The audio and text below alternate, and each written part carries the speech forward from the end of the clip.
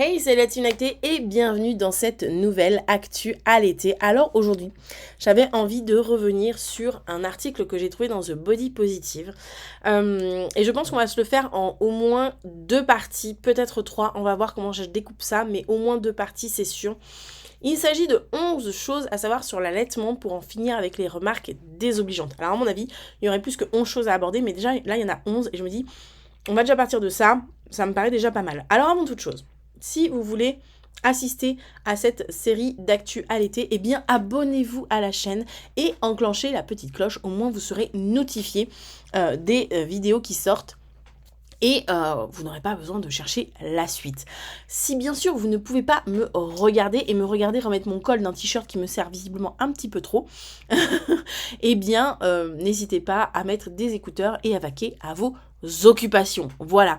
Et pour en savoir plus sur l'allaitement et surtout pour profiter de punchlines déculpabilisantes, pour avoir des informations qui vont vous permettre de vous faciliter l'allaitement, de ne pas être dans cette culpabilité permanente qu'on voudrait vous faire ressentir, eh bien téléchargez l'application À Pas de Moi Allaitement, je n'ai que ça à vous dire.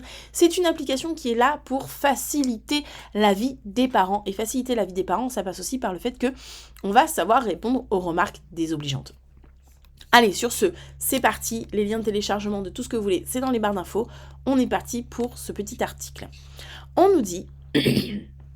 Lorsque vous devenez parent, la porte s'ouvre sur un monde de préjugés, de mythes, d'idées reçues et de conseils non sollicités. Et oui, c'est bien pour ça que j'ai mis en place l'application À Pas de Moi Allaitement, pour qu'on en finisse avec tout ça. Ce phénomène concerne de nombreux sujets, notamment l'allaitement, qui engendre de nombreuses remarques désobligeantes. Voici 11 choses à savoir pour en finir avec cela. Le lait maternel est bon pour la santé. L'allaitement n'est pas uniquement une occasion pour le ou la parent de se connecter à son enfant. De nombreuses études qui démontrent tous les bienfaits de l'allaitement, tant pour le nourrisson que pour le parent qui allaite. Pour l'enfant, cela diminue les risques de gastroentérite, d'infections bactériennes, de problèmes cardiovasculaires, de mort subite du nourrisson. Quoi qu'on dit maintenant, on dit plus mort subite du nourrisson. On dit mort... non, je crois que c'est mort inattendue du nourrisson, je crois, un truc comme ça. Si vous le savez, redites-le moi en commentaire, mais je crois qu'on dit plus MSN, je crois. C'est MIN, je crois, un truc comme ça. Pour l'enfant, cela diminue les risques de cardio-entérite, ok, ça on l'a dit. De maladies respiratoires, d'allergies comme les pneumonies ou des infections ORL. Et encore tellement d'autres choses, ça lutte contre l'obésité plus tard à l'âge adulte, tellement d'autres bienfaits. À long terme, les études soulignent que l'allaitement prévient les risques de souffrir de diabète de type 1 et d'obésité, voilà, en plus de réduire les besoins de traitement en orthodontie. Effectivement, ça va jouer sur tout le développement myofonctionnel, orofacial de l'enfant. Pour la personne qui allaite, la tétée d'accueil permet de déclencher les contractions pour aider l'utérus à reprendre sa taille initiale. Alors, la tétée d'accueil, à elle toute seule, ne va pas remettre l'utérus en place. Attention, c'est le fait d'allaiter dans les premiers jours qui va aider. Et on parle, c'est pas magique, c'est pas il tète et hop là, l'utérus est remis en place. Hein. Attention, c'est quand même un travail qui demande du temps au corps.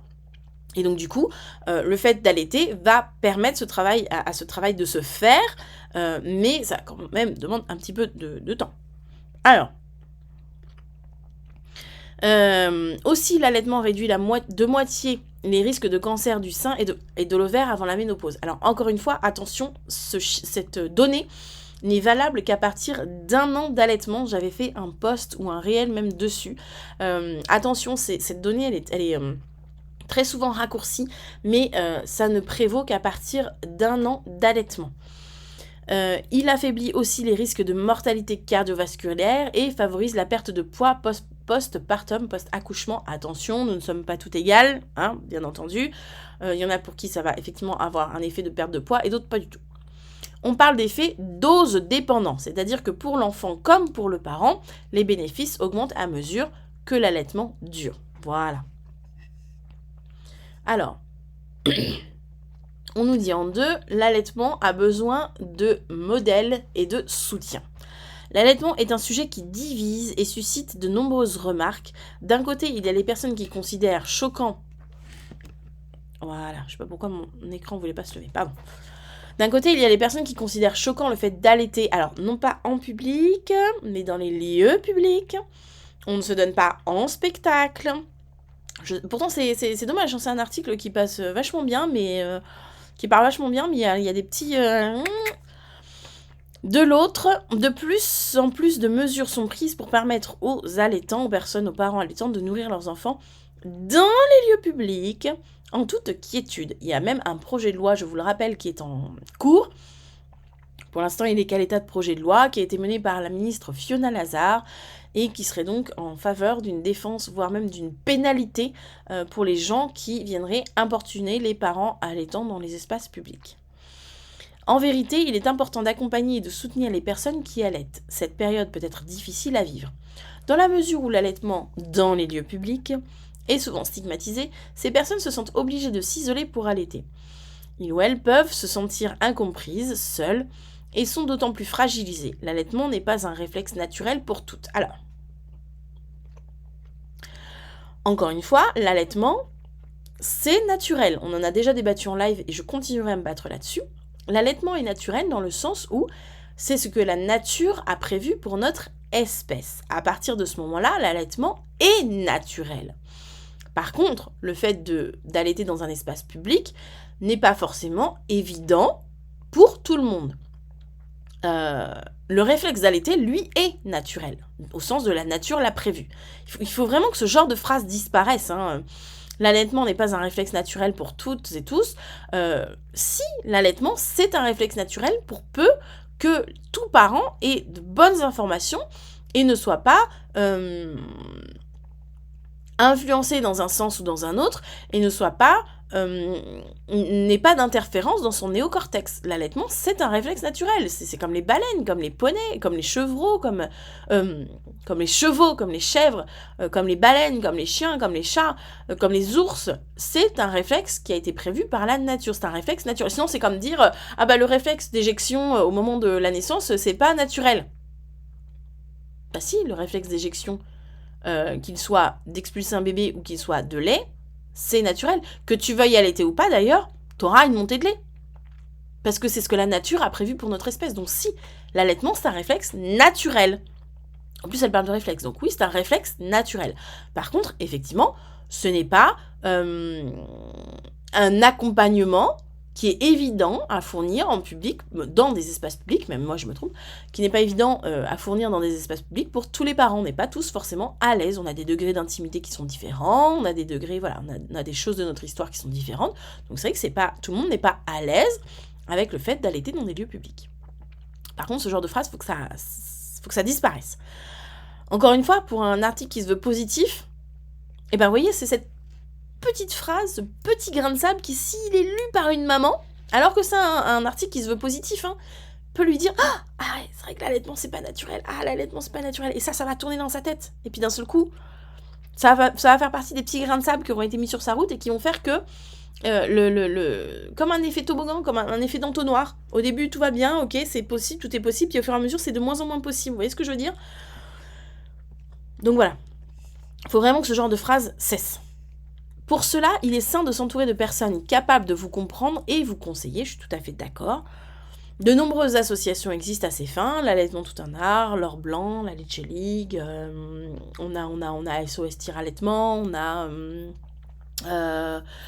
la Voie lactée, il y en a plein, j'en ai pas d'autres en tête là comme ça, mais il y en a vraiment beaucoup. Il y a Mum Mood, je crois, qui est une association aussi, bref, il y en a vraiment beaucoup. Elles permettent aux allaitantes de participer à des groupes pouvant retrouver ce genre de groupe. Vous pouvez retrouver ce genre de groupe sur les réseaux sociaux. L'essentiel est de ne pas rester seul face à ces questions et inquiétudes. C'est vrai, ne restez jamais seul face à vos questions et à vos inquiétudes. C'est très important parce que effectivement, votre cerveau va cogiter et plus votre cerveau cogite, plus ça entrave votre allaitement. Il vaut mieux aller déposer des mots, M-O-T-S, sur vos mots M-A-U-X, quelque part, auprès de gens qui peuvent vous comprendre, des associations, une consultante IBCLC, une sage-femme, que de ruminer comme ça et de ne pas avoir de réponse à ces questions et de croire qu'un seul coup on est incapable, que c'est normal que ça ait raté, que... Non. Oui, on peut retrouver ces groupes sur des réseaux sociaux. Attention aux réseaux sociaux, tous les groupes ne se valent pas. Les groupes de ces associations, en tout cas des 3 cités, je pense qu'ils sont plutôt safe dans la majeure partie des cas. Mais encore une fois, attention, si vous ne vous sentez pas quelque part à l'aise, peu importe, même si c'est censé être une grande asso ou quoi que ce soit, à partir du moment où vous ne vous sentez pas à l'aise sur ce groupe social, ça ne veut pas dire que par exemple, si cet asso et dans votre région, vous vous sentirez pas à l'aise en présentiel. Peut-être que vous vous sentirez plus à l'aise en présentiel que sur les réseaux. Parce que parfois, caché derrière les écrans, on a un laisser-aller qui ne serait pas le même en face. Donc surtout, si sur les réseaux vous vous sentez pas à l'aise, eh bien, quittez tout simplement le groupe dans lequel vous êtes, mais n'hésitez pas à vous rendre dans l'association de votre secteur. Peut-être qu'en physique, les choses passeront beaucoup mieux. On va peut-être même le faire en plus que 2 parties, ça va peut-être même être en 3 parties. Je vais lire celui-ci et puis on va s'arrêter là pour aujourd'hui.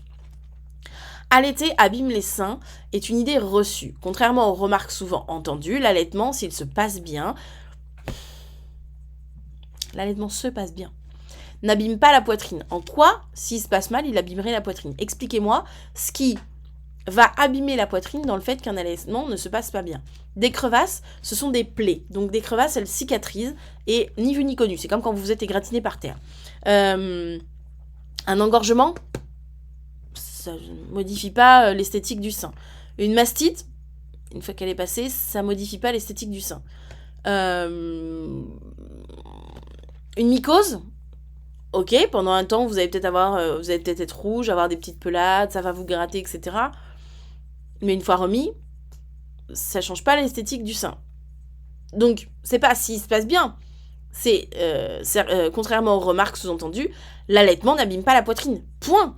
Il n'y a pas besoin d'ajouter s'il se passe bien. Encore une fois, on vient instiller le doute dans l'esprit des parents. C'est con pour un article qui se veut positif. Mais on vient instiller dans l'esprit des parents s'il se passe bien. Allez, pim, un grain de sable de plus pour te mettre dans la tête que peut-être ça peut mal se passer. Mais enfin non. La grossesse, le tabagisme, l'âge ou encore l'hérédité sont des facteurs connus de l'affaissement de la poitrine. Merci, on oublie la prise de poids, on oublie la perte de poids, on oublie le sport, parce qu'on peut travailler ses pectoraux. Regardez des femmes bodybuildées, elles n'ont pas du tout la même poitrine que moi, par exemple. On oublie encore beaucoup de facteurs. En réalité, ce sont les paramètres qui entourent la grossesse qui peuvent abîmer la poitrine. Non, parce que quelqu'un qui n'aura jamais eu de grossesse dans sa vie va potentiellement peut-être prendre beaucoup de poids, perdre beaucoup de poids, faire beaucoup de sport, travailler beaucoup ses pectoraux, prendre de l'âge. Donc c'est pas ce qui entoure la grossesse, c'est la vie de manière générale. Là, je suis pas d'accord. Changement brusque de volume, montée de lait, puis sevrage parfois brutal.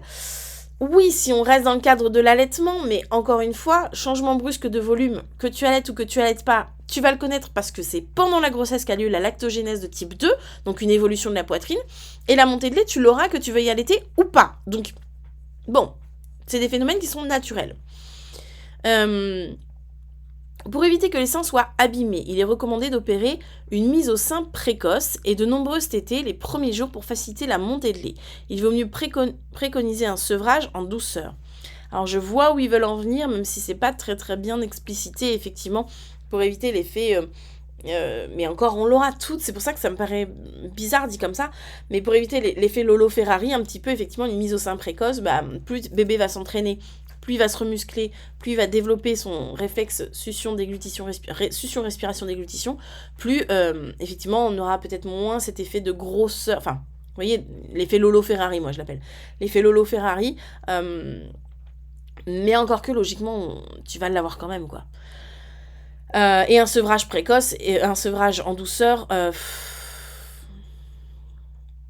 oui... Je vois pas en quoi un sevrage brutal va jouer sur le fait d'abîmer les seins. Enfin, je veux dire, à part que t'aies un engorgement ou une mastite parce que c'est un sevrage précoce, ça changera pas grand-chose. Alors, en principe, l'allaitement n'abîme pas la poitrine. Alors, c'est pas en principe. L'allaitement n'abîme pas la poitrine. Arrêtez d'instiller le doute. Cependant, s'il ne se déroule pas bien, engorgement, mastite, abcès, mamelon, sévèrement blessé et mal pris en charge, cela peut arriver. Un engorgement, c'est juste une grosseur. À partir du moment où il est parti, le sein, il va reprendre sa forme. Je veux dire, c'est comme quand tu te fais une bosse. C'est la même chose. Ça déforme pas ton cerveau. Tu te fais une bosse, là, ça déforme ton visage quelques jours, mais ça va pas déformer ton visage à vie. La mastite, c'est pareil. L'abcès, effectivement, c'est une opération. On va pendant l'opération. Effectivement, ça peut être un peu moche, mais comme quand t'as un abcès aux fesses, comme quand t'as un abcès, je sais pas, moi, au ventre, où tu veux. Oui, pendant quelques temps, c'est pas très joli, mais après, ta peau, elle reprend sa place, elle reprend... Des mamelons sévèrement blessés, ça cicatrise, c'est pareil. C'est pas ça qui va rendre moche un sein, ça va cicatriser. Donc, bref, je suis pas totalement d'accord avec cet article-là. Aussi, ce passage-là. Aussi, il arrive parfois que les allaitantes aient les seins tombant un peu plus après leur grossesse. Alors, du coup, c'est pas les allaitantes, c'est la grossesse, concrètement. Prise de masse trop rapide ou qui, elles, perdent quelques tailles de bonnet. Non, mais ça, c'est toute personne ayant une grossesse, j'ai envie de te dire. Et puis même, ça va avec l'âge, tout simplement. C'est pas une question d'allaitement. Vraiment, cette question de l'esthétique des seins autour de l'allaitement, là, ils essaient de le... Voilà, ils y mettent des petites pincettes. Je sens bien qu'ils y mettent des petites pincettes, etc. Mais pour moi, il y a encore trop de grains de sable glissés où on instille le doute de « Ah, ça risque quand même de rendre ma poitrine moche. » Non mais ta poitrine, elle sera moche quand tu auras 70 balais. Arrête de te faire un film. Ta poitrine, elle restera pas fraîche et jeune comme à tes 20 ans. Déjà, à tes 30 ans, elle aura changé. Donc, à partir de là, les meufs, arrêtez de vous prendre la tête. Ou même les gens de manière générale. Donc... De toute façon, à 90 balais, on aura tous les seins qui tomberont en grande toilette et puis ce sera tout, sauf si t'as pas de seins. Mais il y aura quand même la peau qui plie. Enfin, c'est pas une question c'est pas une question d'allaitement ou pas d'allaitement pour moi. Je sais pas ce que vous en pensez. Dites-le moi, on va s'arrêter là. Je reprendrai la suite demain. Mais vraiment, dites-moi ce que vous en pensez parce que pour moi, cette question-là des seins abîmés ou peut être abîmés par l'allaitement, mais il a pas lieu d'être en fait, mais pas du tout. C'est la vie de manière générale. Moi, j'avais déjà les seins abîmés avant même d'avoir des enfants. Et ça n'avait rien à voir avec le fait que j'étais enceinte ou que j'allaite. J'ai connu une amie qui s'est fait opérer quand on était au collège. Parce qu'elle avait trop de poitrine et que, ça faisait les seins tombants, ça lui faisait mal au dos. Enfin, ça n'avait rien à voir avec le fait qu'elle ait une éventuelle grossesse ou pas. Donc, il y a des femmes qui se font refaire la poitrine parce qu'elles n'ont pas assez de seins avant d'être enceintes. Ça n'a rien à voir avec l'allaitement ou avec la grossesse. Donc, voilà. Oui, bien sûr que la grossesse joue parce que tu vas avoir un développement de la glande mammaire, bien le tabagisme, l'âge, le poids, l'hérédité, tout ça, oui. Mais dire que c'est l'allaitement parce que s'il n'est pas bien pris en charge, mais non, une crevasse, c'est une égratignure. Quand je vous dis que c'est une égratignure, c'est que c'est le même principe de se blesser. Enfin, je veux dire, je me blesse, ça va me faire une plaie. C'est une plaie, une crevasse. Plus ou moins grande, mais c'est une plaie. Une plaie, ça se referme, ça guérit. Je veux dire, moi j'ai la pommade en plus, donc j'ai plein de cicatrices qui marquent en restant brune. Mais bon, là, j'en ai pas sous la main.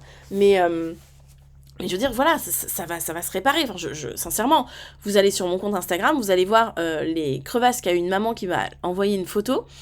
Quand vous voyez l'état de sa poitrine, mais vous vous dites, mais ses seins sont foutus jusqu'à la fin de sa vie. Alors qu'en fait, aujourd'hui, mais pas du tout. Elle a trouvé comment les soigner, elle les a soignés, et sa poitrine va très très bien.